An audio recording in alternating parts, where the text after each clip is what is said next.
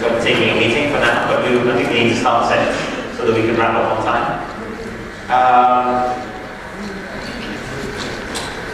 In this session, we want to change slightly, if you like, the focus. And in one sense, widen things, but also in a certain sense, narrow things. So what do I mean by that? On the one hand, we are talking with two colleagues from UNDP and one from FAO, so the UN family here, talking about a wide range of issues where risk is very much central to development. Beyond, if you like, the conversations on cat risk and cat bonds and parametric insurance, in that sense, large-scale government kind of interventions, should we say, and give it a sort of a wider focus and see, for example, how it's relevant for different kinds of sectors, rather than, if you like, just things which are impacted through disaster. I see Karina's now joined. So that's the sort of widening thing. And I think on the second side as well, very relevant for the UN, but I think also for, of course, government representatives and indeed wider, is perhaps to focus attention a little bit more on people and on livelihoods and lives and how issues of risk and development actually matters for them. So we're looking at a sort of a wider focus in terms of different kinds of sectors where risk is relevant for development, and then also a little bit of a narrower focus and talking about issues, for example, touching on issues of vulnerability and how issues of risk really affect people's lives. So with that, I'm going to hand over to our first speaker, who is Olga from FAO, an expert in DRR. She's going to talk a little bit about some of the work relevant to this.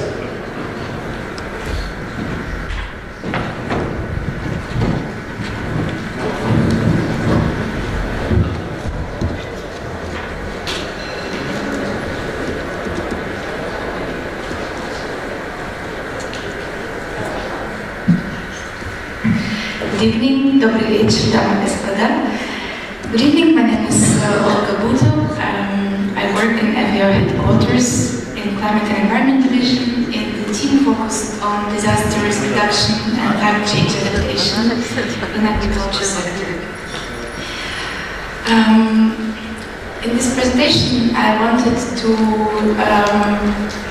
share with you some of the findings from FAO analysis, global studies, and specifically related to damage and loss from natural disasters in agriculture sectors, trends in investment in disaster risk reduction and management in agriculture, and some of the examples in risk transfer in agriculture sectors. The focus would be countries in this region, but also countries from developing countries as well. In 2015, FAO has conducted a global study based on the post-disaster needs assessment reports, aiming to analyze how much actually is absorbed by agriculture sectors, including crop production sector, livestock, fisheries, forestry, and aquaculture, and how much of the damage and loss from natural disasters from extreme events is absorbed, and the findings show that agriculture sector absorbs 16% of total damages, 31% of loss, and in total it's 33% of damages and losses, based on the analysis of 72 post-disaster needs assessment reports from developing countries.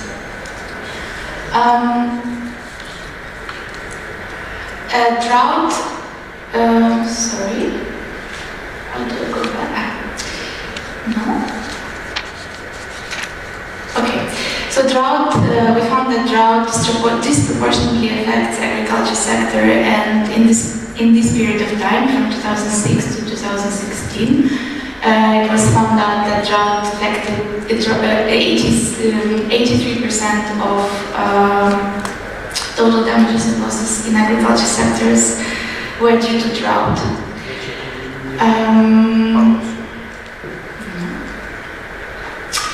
And the most affected sectors were crop production and livestock sector. And actually the livestock sector suffered mostly from damages and losses coming in the cases of drought. And generally hydrometeorological disasters such as drought, flood, extreme temperatures are causing most of the damages and losses. And the recent publication from 2018, actually the number increased to 26% of total damages and losses attributed to hydrometeorological hazards in agriculture. Specifically for this region of Europe and Central Asia, I think some of these findings were already presented previously today. But for instance, the frequency of disasters in this region, based on the CREG and that database, is the following: that the flood is the most frequent. The second, actually, I think it's extreme events, the extreme temperatures, then storm, earthquake, and so on. Additional layer of analysis we conducted was based on the available climate and vulnerability indices. You probably know it's Inform, Climate Risk Index, World Risk Index, and the GAIN Index.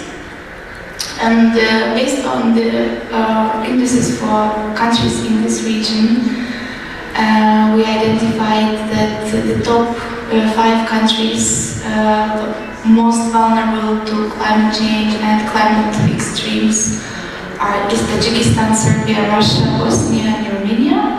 And if we add the agricultural lens, so dependency of the country on GDP from agriculture sector,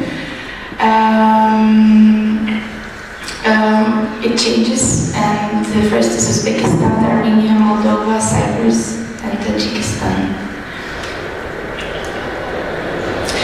All this made us, within FAO and my team, think about the topic of DRR financing and actually how much is allocated to preparedness measures in agriculture, because it's clear that the sector is highly affected, vulnerable.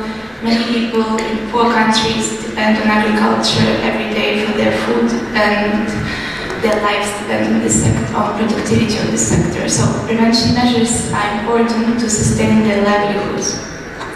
The question for us was how much was invested, what are the trends, how donors invest in preparedness measures in agriculture, what has been done so far.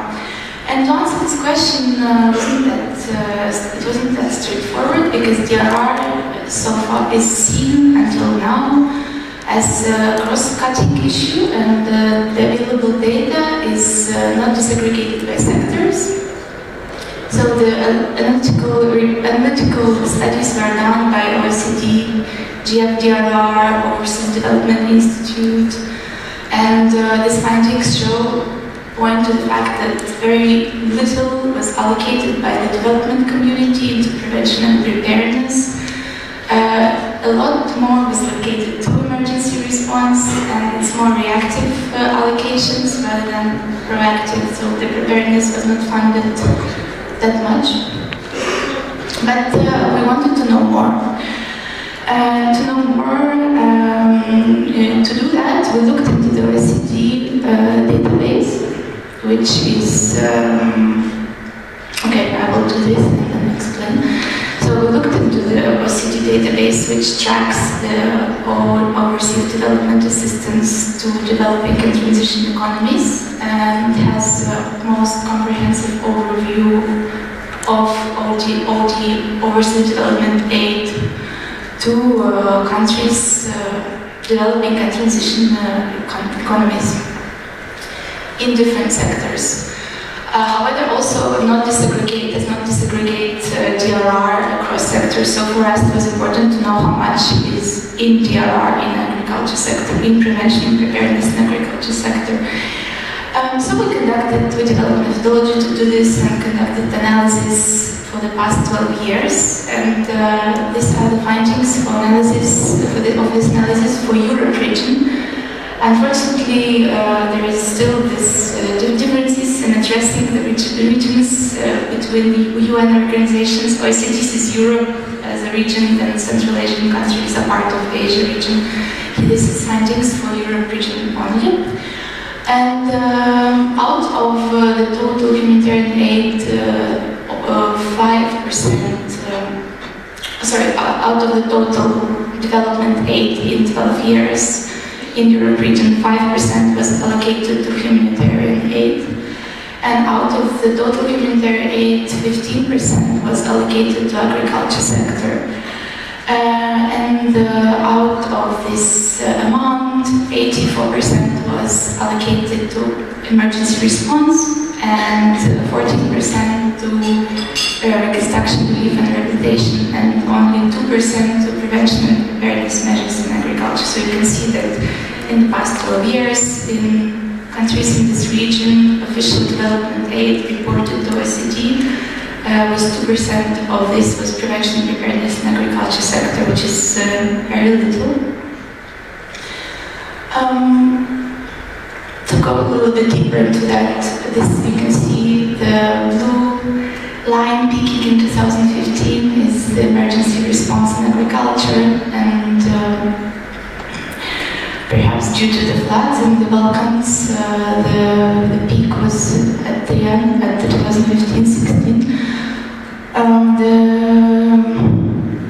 darker blue line is reconstruction, relief and rehabilitation, and the yellow line is the prevention and preparedness, so it's very low and stably low, doesn't peak that much. And this, in 2000, you also can see this with numbers in US million.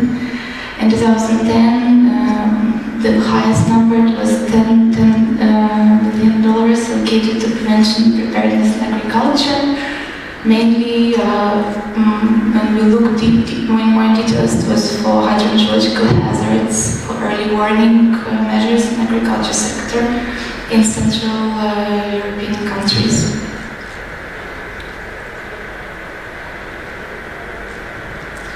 So again, just to re-emphasize that very little, only 3% of total ODA to overseas official development aid to prevention and preparedness was allocated to agriculture sector, and 97% was allocated to other sectors, and the share of emergency response in agriculture is still higher. So from FAO side, of course, we encourage a comprehensive approach to disaster risk management, and we support the financial mechanisms to transfer risk. But of course, we realize that they are most effective when put into the context of each country where they are being mainstreamed, and then they should, of course, the national policies of the country and the efforts done so far need to be considered. And social protection and climate risk insurance and forecast-based financing can be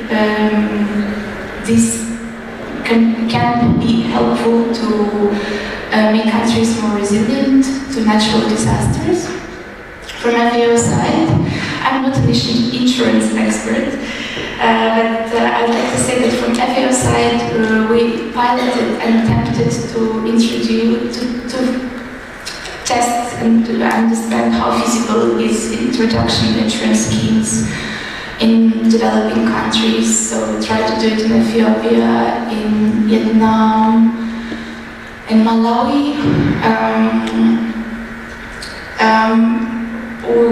These studies were successful, but we also realized that weather monitoring, observation in developing countries could be an issue and a problem. There are limited number of stations. It's very hard to have good data. One of the solutions, or one of FAO innovations, is the the satellite-based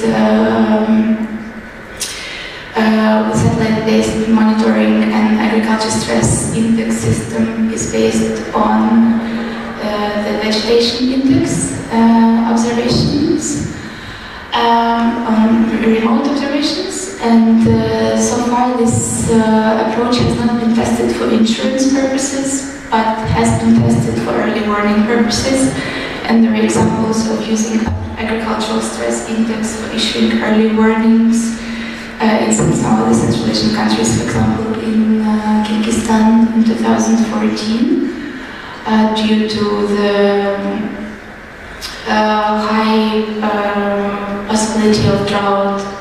There was issued an early warning system, early warning. Other approaches which we are aware of and keep and promote and pilot in developing countries is social protection. We understand that it could be a way to reduce the vulnerability of most vulnerable people. The forecast-based financing, more on the side of closer to the emergency response, but in a sense, before the emergency response, you can already activate contingency funds earlier. And safety nets consisting of cash transfers, quality seeds, and support for irrigation and land preparation, which can be issued prior to the emergency situation.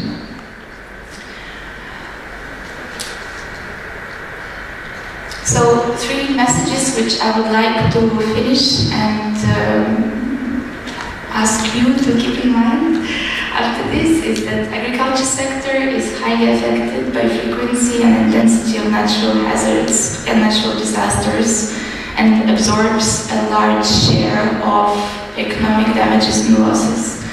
The investment in disaster risk reduction and preparedness measures is low and is low in agriculture. It's low.